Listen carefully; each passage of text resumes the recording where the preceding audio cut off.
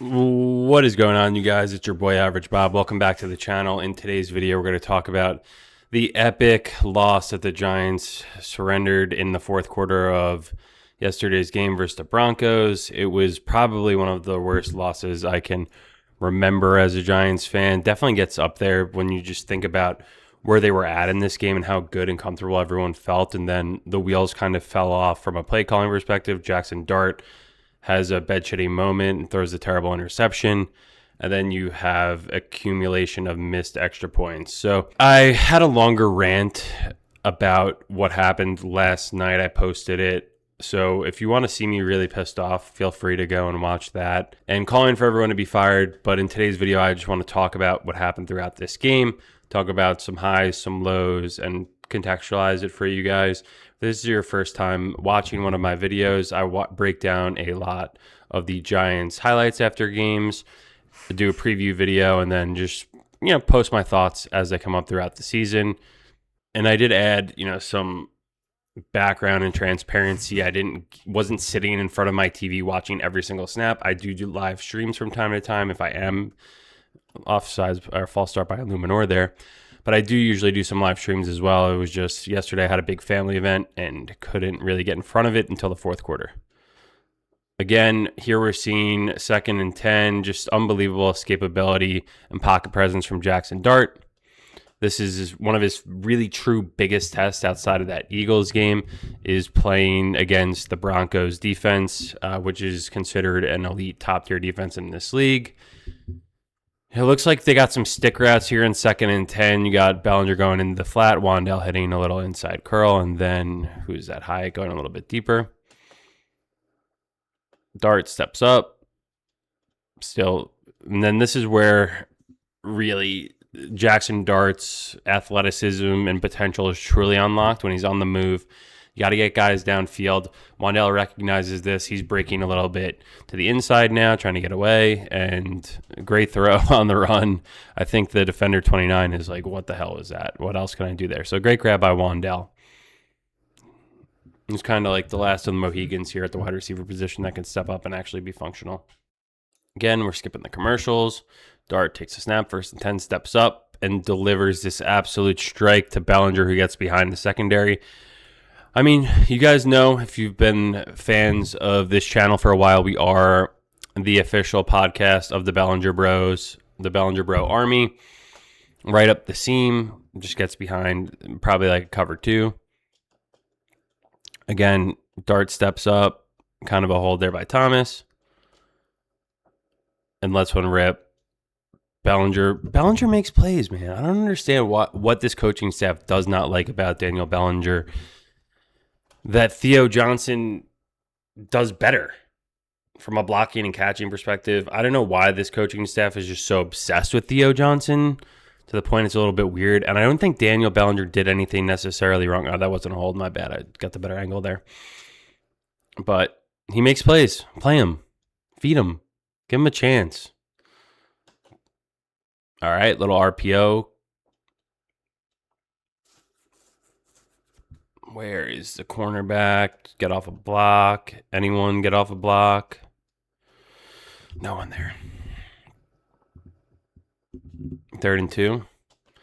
The Giants' rush defense has been pretty abysmal all season. Let's see how this one goes. Who's that? Drew Phillips sticking his head in there. They still get the 1st down. Don't wrap up. I like that play call.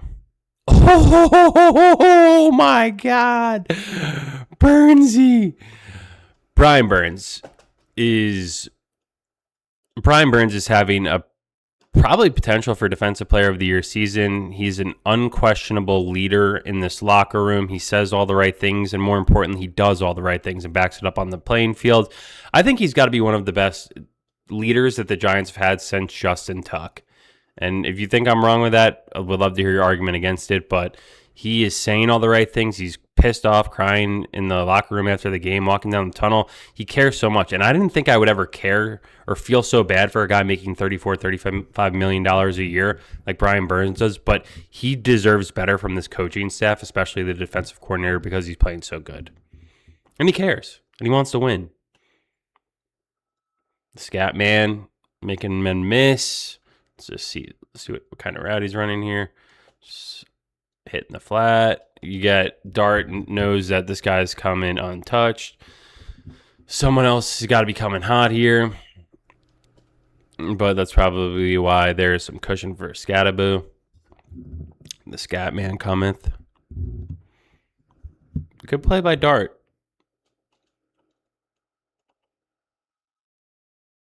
Another clean pocket. Bellinger getting to the second level. Dart putting it right over top of a defender, right into Bellinger's lap. Belly Bro Army, stand up. Fake fullback dive to Bellinger. What can he do? Trying to get a little bit creative in the red zone here. Where the Giants have failed historically over the last few years is getting plays going, but I mean, unbelievable effort here by the center guard and tackle, or center and guard. Scatterboo just kind of a little smoke screen there, getting lost in the middle. Look at that lane that Dart has to be able to put it through, turning it up. You got Runyon on the backside. Van Roten blocking out. Just doesn't have to be perfect blocking from Van Roten here. Just a body on a body. And then Scatterboo does the rest and finds his way into the end zone. Unbelievable effort. Great play call on 3rd and 11.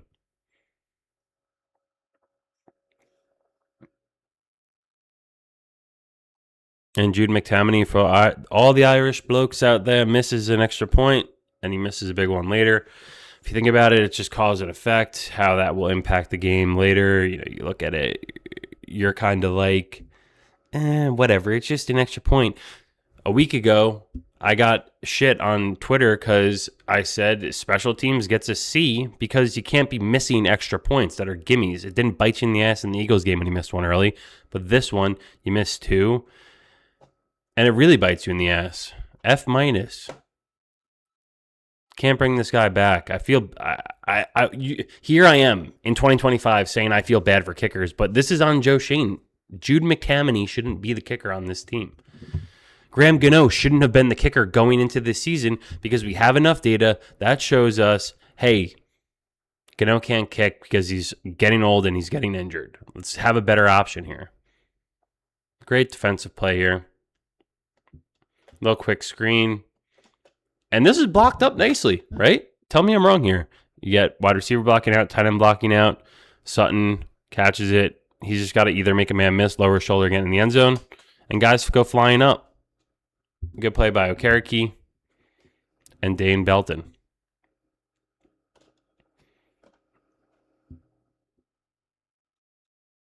They love that one. I'd like to see him, it's part of his game. 6'1", 220. He doesn't look all 220. But eventually you're going to get popped. Massive breakdown in the protection scheme here. Free runner. Scatterboo has a little bit of the play action, thing. It just looks like this. Whoever that linebacker is, if it's a Mike, has to be blocked up by Scatterboo before he's releasing for a route. You got to block the most dangerous man, and your quarterback gets killed on 3rd and 4th. 2nd and 14, Burnsy gets in here. I mean, this is the Giants pass rush we want, right?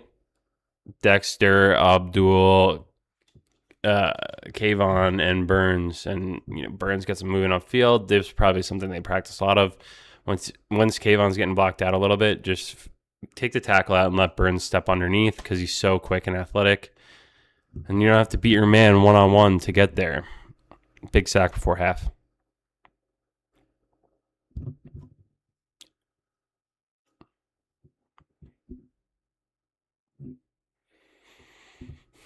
Starting the second half. Oh, man, 13-0. Should be 14-0.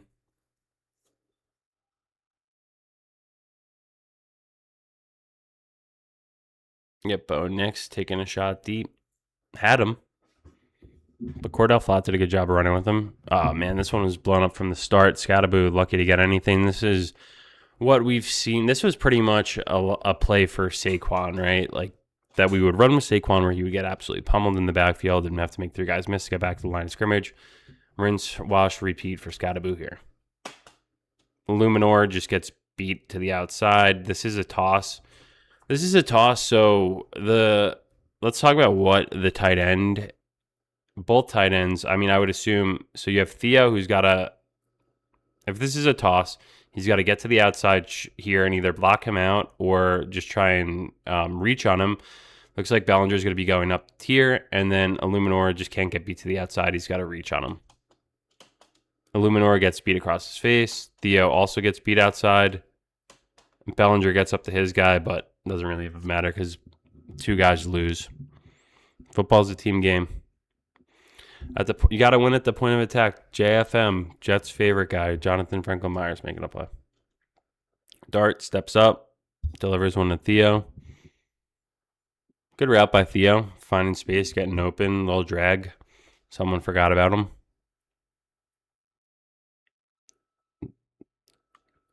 Here we go.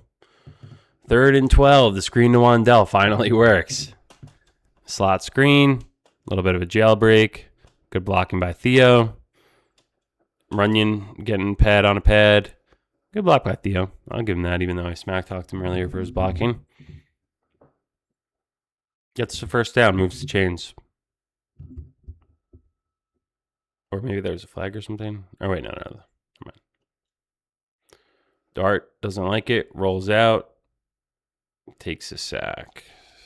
Maybe want to throw that away. 3rd and 18.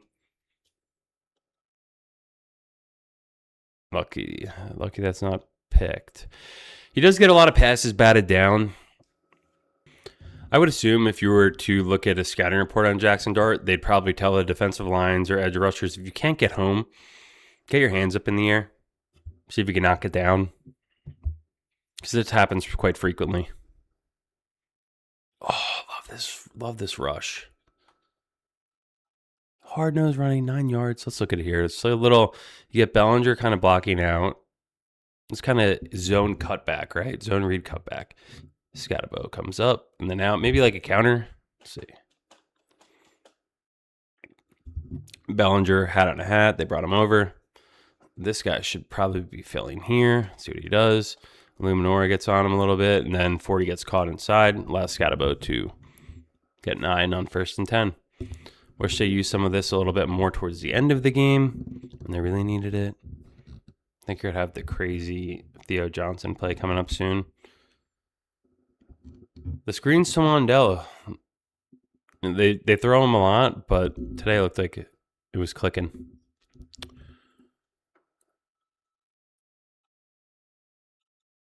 Tyrone Tracy, untouched, little option here. Little basic read option here. This is college. Look, Dart staring right at 92. He's coming up field. Bellinger gets a little bit of a block on him. Tyrone Tracy Jr. takes it to the house. Welcome back. Even though I think you've been back a little bit.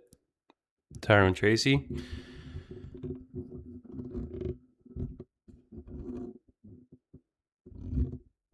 $19-0. I love that. It's a good play call. I like it. 2-point attempt.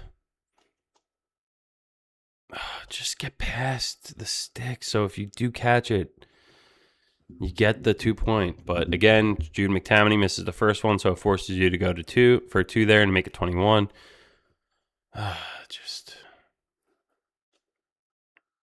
It just makes you scratch your head how the Giants could somehow lose this game. Or not even.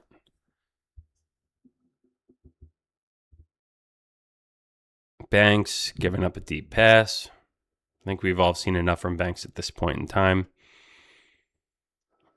Toss sweep.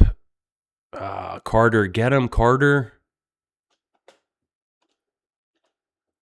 Carter's lined up as a linebacker. It's around 2 guys, but he takes an inside route. Allows Dobby to be free. Down 19-0, you just don't want to give a team any hope. Because right now at this point in the game, they really don't have any hope. It's just so far off the edge. Take the inside lane. Carter comes inside. You run a truck through it.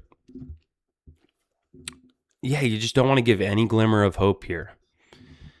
And the Giants do in a big way. Oh, almost should be intercepted almost. Banks losing again. Freak tipped touchdown pass against a team that really needed one. Banks, where are you? It's just when things just go wrong for guys, it goes so wrong so badly, like where they can't even catch breaks and just missing by a fingertip. And that's just the way Banks' career is going to be. 2 point. Now this is where things really start coming off the rails. Get the 2 point. 14 minutes left, 19-8.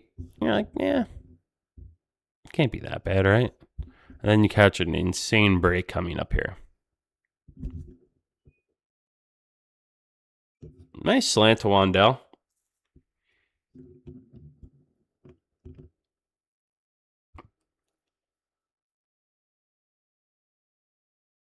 Wow.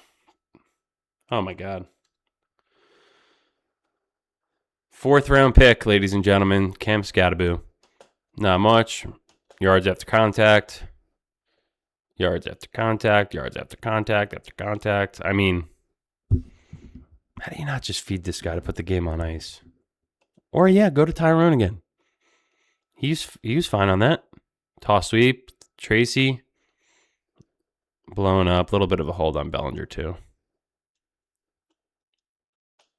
Or hold by Bellinger, rather. 3rd and 17. You get one of the biggest breaks the Giants have gotten in so long. Oh my God. 3rd and 17. You're lucky to come away with Wandell's hit pops right up to Theo Johnson running in full speed. I mean, after this play, I was like, divine intervention. The Giants have to win this game. How does that happen?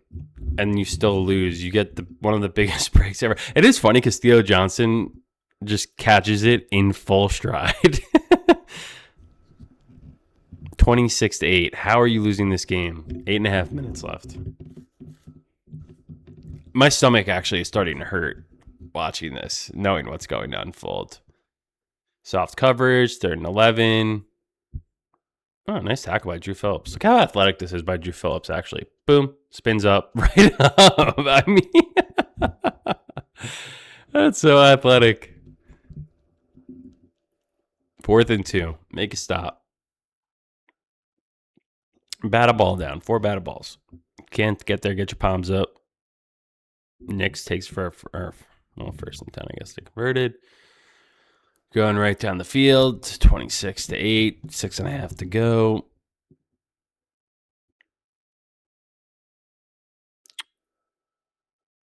Good screen.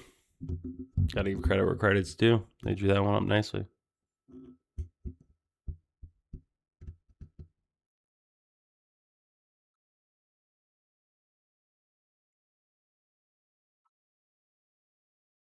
And read option from Knicks gets them in. Running a little bit of that Jackson Dart read option. 2-point conversion. Then they're not dead. 26-16, 10-point game. And then Dart, I don't know. He just couldn't see 3rd and 5. Doesn't see him. I don't know. Run it to Scattergo. Gets pummeled there. Throw it into Dart's lap. Steps up.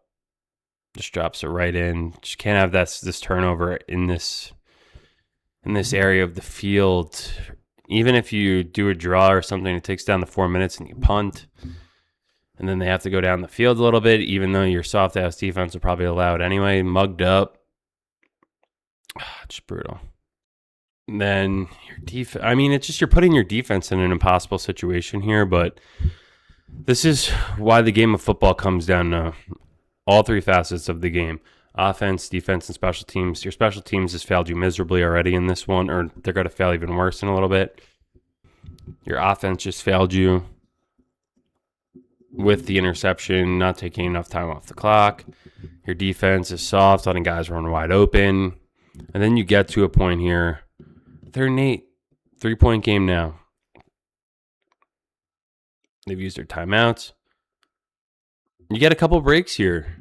They do. The Giants do get some breaks. They got PI, roughing the passer on that. Or wait, what? Oh, they punted there. 3rd and 11. Soft ass D. I mean, it's just crazy how much more even happens in this game.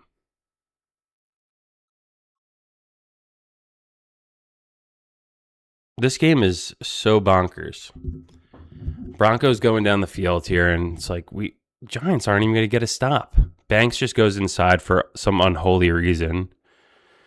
We've all seen enough of Banks. We probably, if you're watching this, you've probably seen this play before. I don't know what Banks is doing. I mean, this game is so bananas.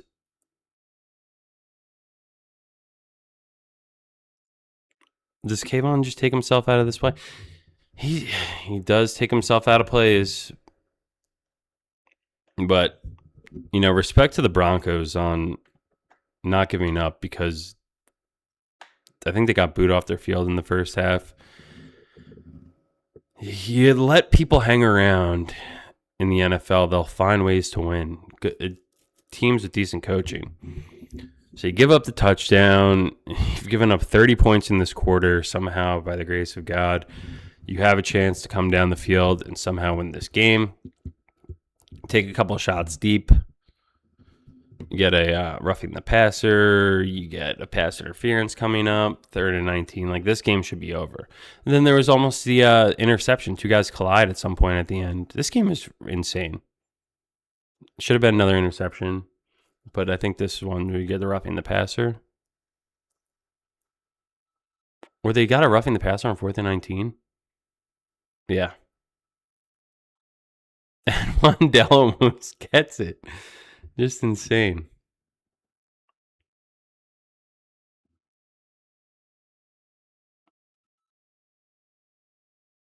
Why are they showing this again? Roughing the passer. Not sure why they showed that again.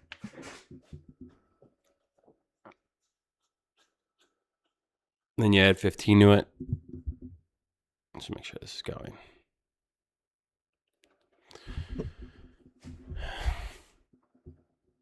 A little bit soft, I think, but this is just a modern NFL for you. I mean, just don't even hit them. It's 4th and 19. That's something that the Giants would do. You got to just tell your guys, I don't know, the game has changed from when you were kids, from when you were playing the last few years. It's changed. But it's nice to see Dart take shots downfield compared to like the Daniel Jones era where they would never take shots downfield. And he draws a penalty, and then you get the ball 1st and goal. All right, let's move ahead here. That was also outrageous by Sean Payton running down the field. Sean Payton running down the field is pretty unprofessional. Dart puts the team on his back, gets back in, gets an awesome redemption moment for himself. Couldn't be happier for the kid. I thought he got in clearly, but I think they marked him down. Redemption moment. I'm surprised they just wouldn't, at the end of the game, is just mark it, give them a touchdown, then review it. I hate when they do the opposite. And for like fumbles too. If there's a fumble, let the fumble play out and then go back and review it. Don't blow stuff dead.